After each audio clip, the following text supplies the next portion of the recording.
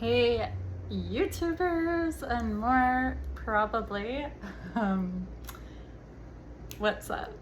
This video is going to be about my journey with my lemon or watermelon, and basically I'm trying to heal my fibroids. So this video is going to be about that and what my journey is, and just basically I'm just trying to heal myself, so stick with me.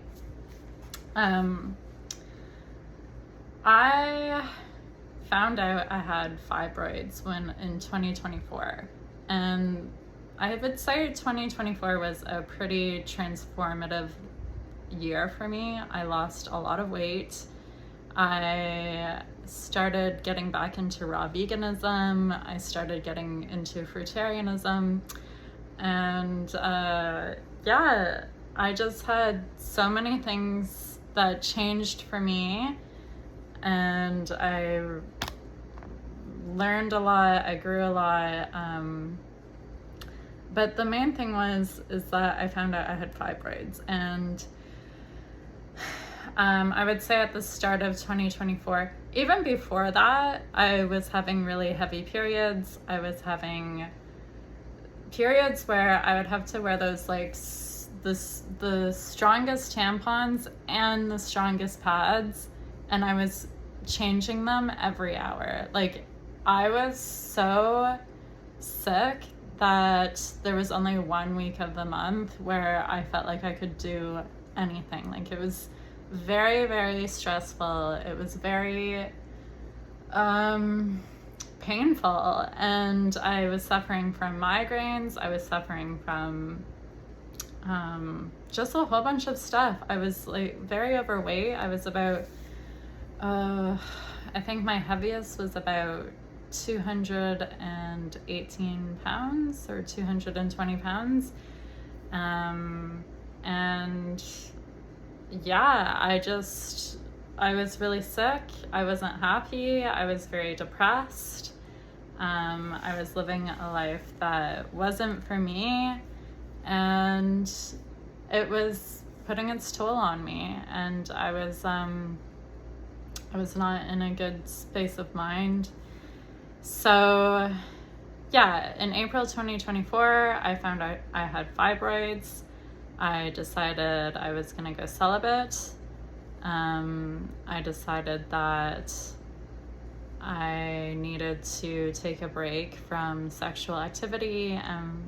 I had just gotten out of a 4.5 year relationship that was really traumatic in a lot of ways that I hadn't even realized yet, because I'm such a slow processor. Like, I process things so slow. And yeah, I'm just being completely transparent. But yeah, I'm not totally sure I want to share my whole background yet, but maybe in the future I will. But yeah, I went through a lot of traumatic events.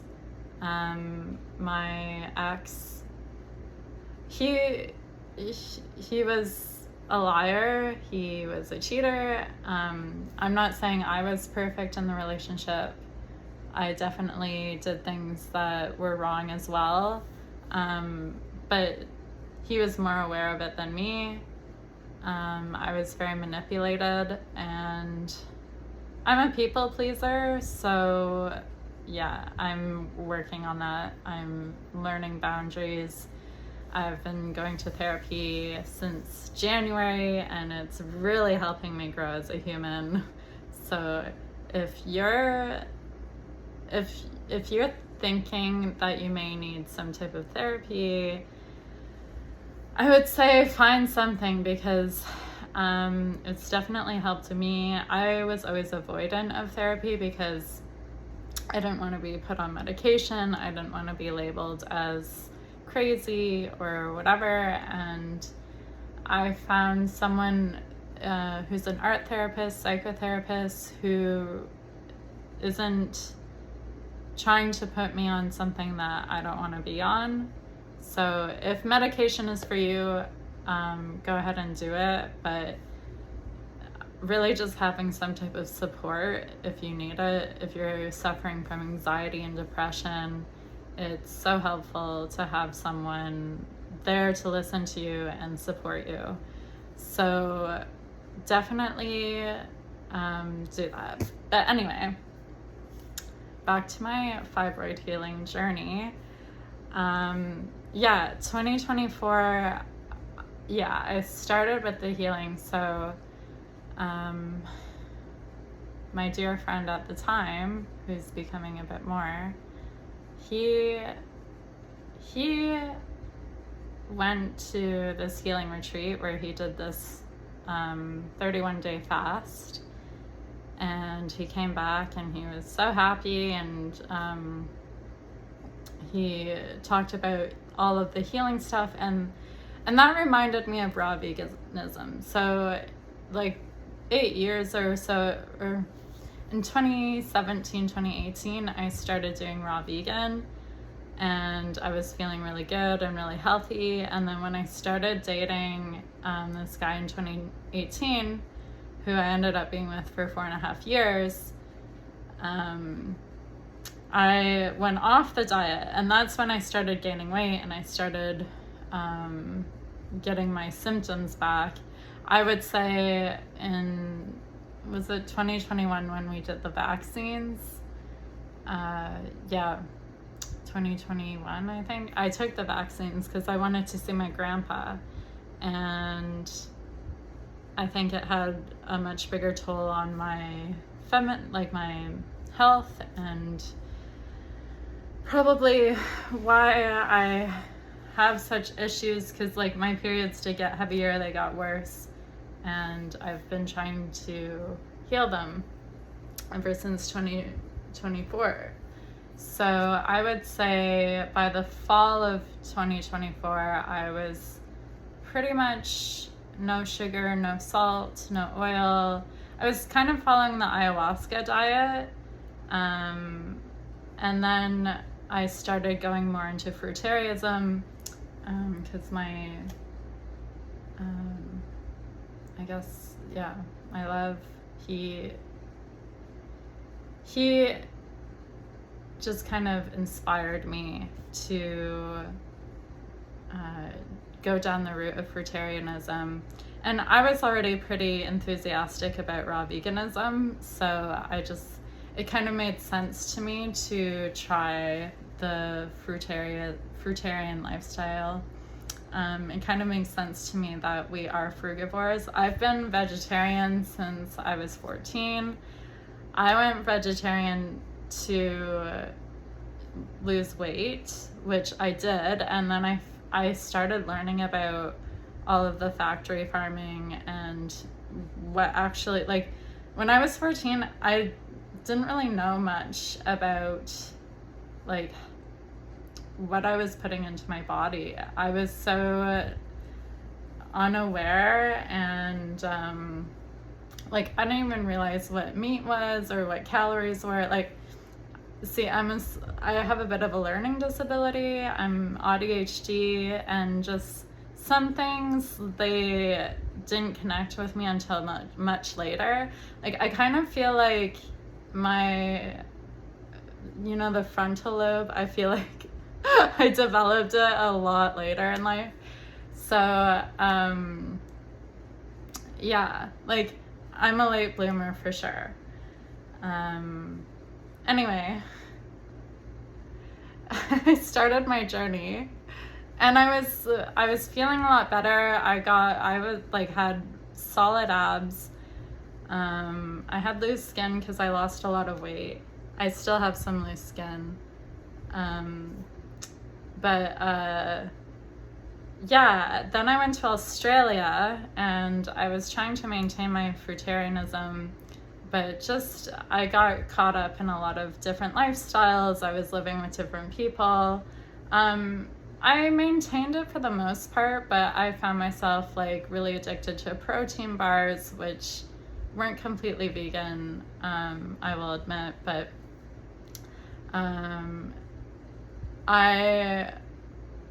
yeah, so, you know, food addiction is really hard because there's like a lot of emotional attachment to food, and that's what I'm working through with therapy, is just like being able to let go of the coping mechanisms, because like there's just, if you've ever had to lose a lot of weight, you would know that like there's a lot of emotional stuff that you carry with food. Like there's the binge eating, which I have the binge eating part. I wouldn't say that I was ever anything else, but yeah, I definitely was a binge eater, and I'm working through that. So yeah, if you find yourself binge eating or eating emotionally, I wouldn't say go get help for it, but getting help for it is so helpful.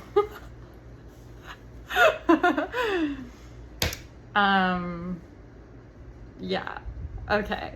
So that's like the start of everything. When I got home, I lived in Australia for 5 to 6 months, and then I went to Thailand.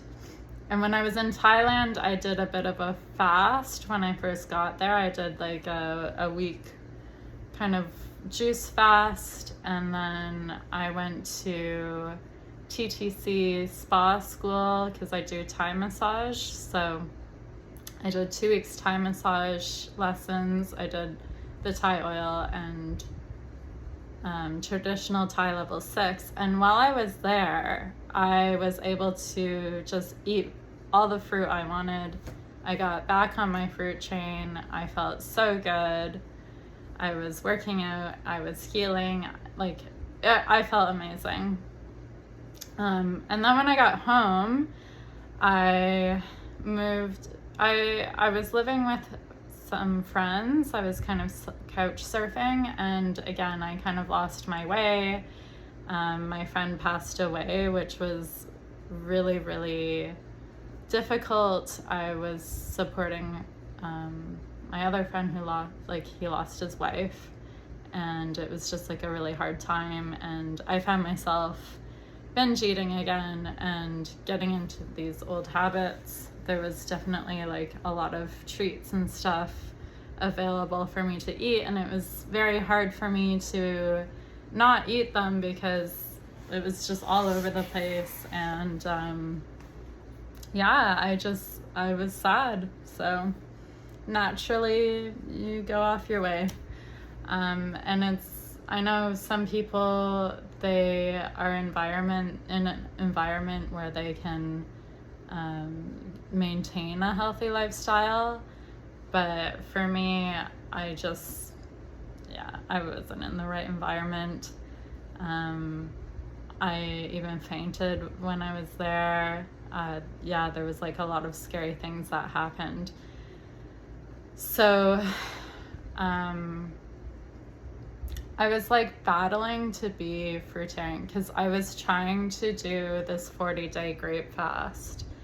And yeah, I would like eat grapes all day, and I would be doing really well because I was out of the house, and then I'd get back.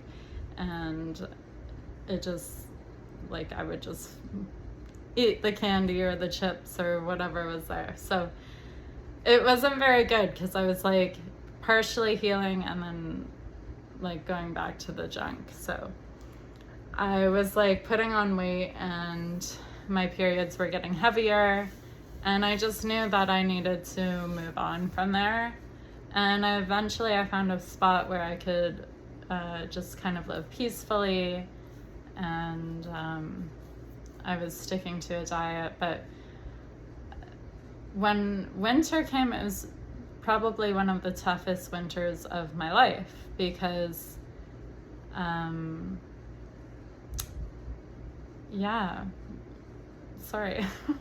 it was the toughest winter of my life because when I was in Australia, I did their winter, which isn't as cold as Canada, but there was still things that were like, I was still in winter, it was still cold. It was too cold for me anyway. the sun was still going down at 7. And before that, I had experienced like Canadian winter, then Australian winter, then I was back in a Canadian winter. And this past Canadian winter was one of the coldest, brutalest winters I've ever experienced. I was like so over winter. I was so upset. And then even in the spring, it was still pretty upsetting. So lots of like emotional things were happening as well. I was starting therapy. I started processing a lot of family stuff, a lot of things that happened to me as a child. So I'm doing like a lot of inner child work, and I'm healing my mind mentally. And I am so grateful that I'm doing therapy, because it's opening me up to realizing my old coping mechanisms, and I'm starting to grow more mechanisms where I feel safe and secure within myself. And yeah, I have been in my own apartment, and I just decided, I was like, okay, I'm gonna do like 30 days watermelon, and then I'm going to just water fast. So the fast is just going to be until my birthday, which is August 16th. And yeah, I started doing the watermelon. I started the watermelon June 23rd. And I did it because my period was getting really bad again, and it was heavy. I felt terrible. I wasn't eating well. I was like drinking so much caffeine and like all these mochas, and I was just going out of control. Like I had really fallen off the wagon. I wasn't eating fruitarian anymore. I was eating vegan, but man, I wasn't like living the life that I wanted to live. And I just decided, I was just like, okay, I'm gonna just do the watermelon thing. I've been saying that I'm gonna do 40 days of something. So I decided I'm gonna do the watermelon. Now, I'm gonna be honest, like I haven't exactly been great at it. And I think that's just part of the journey, is some days you're gonna slip. Some days you're gonna have emotional ups and downs. Like there's some people, they can just go hundreds of days doing this thing. But for me, I think there's a lot more emotional healing. There's a lot of things like you're not gonna be able to do everything perfectly. And I think a lot of people put so much emphasis on trying to do things to just be perfect, or like they're trying so hard to put on this face in front of social media, in front of whatever, that they're like this perfect example of fruitarian or raw vegan or whatever. And I think sometimes you miss, like, yeah, it is a transition. Like some people, they start off maybe having like fruit all day and then a cooked meal at night, and eventually they transition to being full raw. Like it's not like they went raw right away, or it's not like they were able to eat the watermelon right away. Like for the first week, I'd say for the first 2 weeks, it was just fully watermelon. And then I was encouraged to maybe add some celery. I did experiment. Like one night I had a cherry smoothie, and the next morning, I'm like 90% sure that I passed a parasite, because it looked like this. I have a picture of it. I might do a little flash of it. But it was like this little wormy thing, and it was moving around, and I swear to God, it was a parasite. Like, I don't know, it could have not been. It could have just been like some weird cluster of white stuff, but I swear to God, it was a parasite, and I passed it, and I was really excited, and that kind of kept me going, that because I wanted to see if I could pass more. But yeah, so what was I saying? Yeah, it's been a journey for sure. Like, I've had a lot of other melons. I've had hammy melons. I've really enjoyed hammy melons. I've really enjoyed cantaloupe, canary melons. There's just so many different melons, like, because I'm ADHD, sometimes the watermelon can be, having it too much, it can be overstimulating for me, or like it can get really boring. So changing up the melon flavors or changing up the melons is kind of good, because then I get a variety of watery melons, and they have different minerals in them, different things in them that are very healthy. And yeah, it's just, I think for me, doing the mono thing is really difficult, and perhaps I'll get to a stage where I can just do like a million days on grapes or something like that. But yeah, for now I feel like I'm in this like kind of transitional, at least I'm still like eating pretty healthy.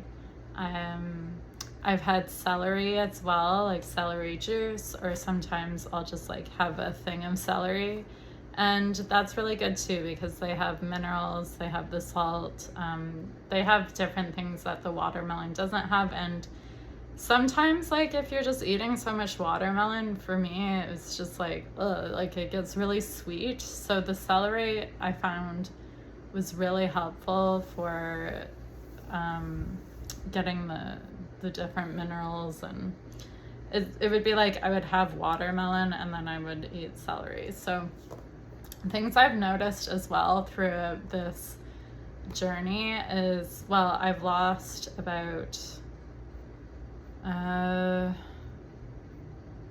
guess I would say like 15, because I didn't weigh myself at the start, but I think I've lost about 15 to 16 pounds, and my skin is a lot better. Like, okay, I have this red dot here, and I'm curious to see if it will go. Also, I have this thing here, which I'm also curious to see if it will go. But yeah, so I've lost weight. My skin is a lot clearer. My sleep comes and goes. Like, sometimes I sleep a lot, and then sometimes like I'm just so energetic that I'm not sleeping. Today I had a bit of a weird day where I wasn't feeling too great, and I'm wondering if it's because my luteal phase is starting, and I'm really curious to see what will this phase be like, what will this cycle be like. And to be completely transparent, I've had some days where I have completely gone off. Like, I've had some candy here and there. There's some days where I've had one of those like little sesame snap things. And I know that's not great. I know it's not good for me. But some days it just happens. And I think it's okay as you're transitioning to maybe like have one or two things, because I don't know, like I don't want to get mad at myself for having a candy or whatever, which I did get mad at myself, but like these things happen, and I know it's part of the journey, and I know that I am getting myself healthier, and consistency isn't always every glassful every day.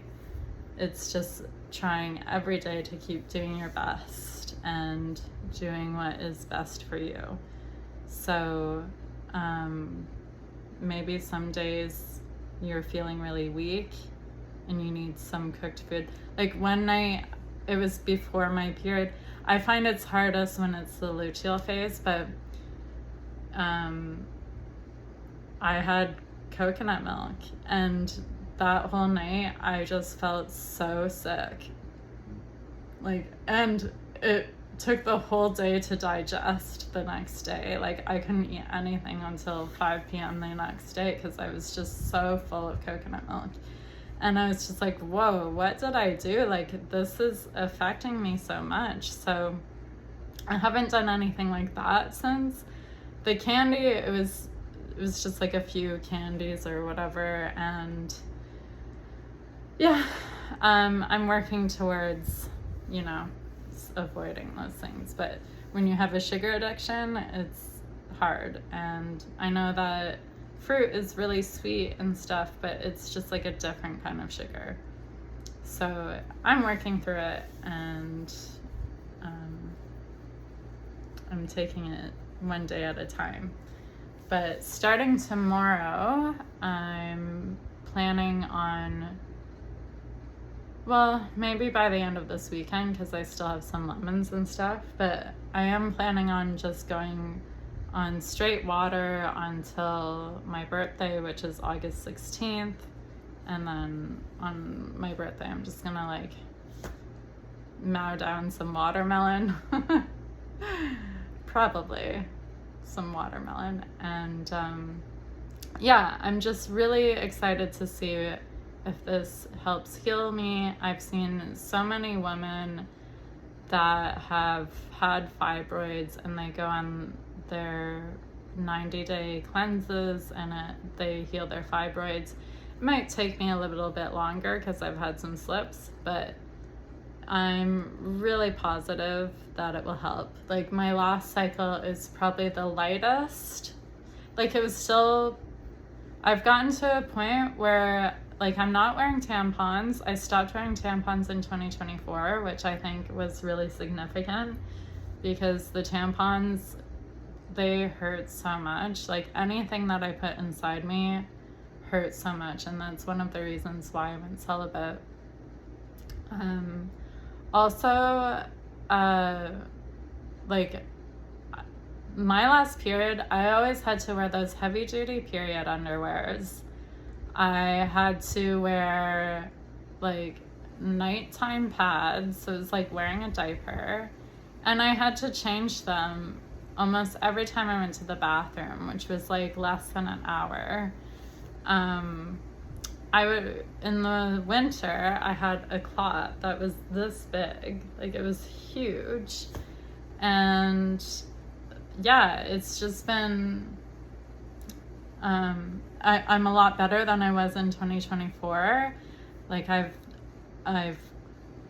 can actually do things when, like, I can dance, I can do heavy lifting, I can do a lot of things when I am bleeding.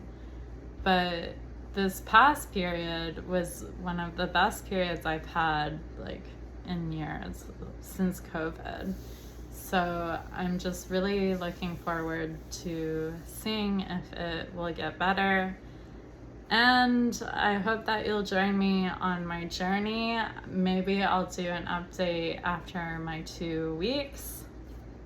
Or actually, I'll do an update next week so that I can keep myself accountable and share how my water fast went and how my cycle went, because it's supposed to be starting in a few days. So hopefully we can see how it compared to last cycle, if it has changed at all, if it's, because my last cycle was 22 days. So I'm hoping that it will be either between 25 and 28 days. I'm trying to get it on a regular, like, 28-day cycle. And my goal, or what I would be happy with, is that I have light periods that they're regular. And when I finally do, because part of why I'm doing this is because I've been waiting and waiting for a gyno, and I don't know why, but ever since 2024, I've been waiting for a gynecologist, and I've been waiting for the call, and I just haven't received a call. And I've been going to the doctor like every few months to get my blood work done, to make sure that like I'm doing okay. And every time I tell him I'm still waiting for the gyno, and they're like, what? So part of why I'm doing this diet is so that I can, when I do go to the gyno, maybe they'll do my ultrasound and they'll say that they're gone. Or that's my hope, is that I go to the gynecologist and they do the ultrasound and they're like, what fibroids? So I would love for that to happen. I would love to see that result. In 2028, I had a fallopian tube removed. So I'm also kind of curious if I'll grow my tube back, because I've heard of things like that happening, but I'm kind of doubtful for that. But anyway, it'd be really cool if I could grow my fallopian tube back. That would be really funny. Anyway, thank you for listening. If you've stuck around this whole time, please comment your journey if you've been doing a similar journey. And yeah, like I'd love to hear about other women's journeys with fibroids, how they healed it, if Fruitarian helped them, and let's just keep each other happy. So please subscribe, please follow my journey, and yeah, thank you so much. Bye.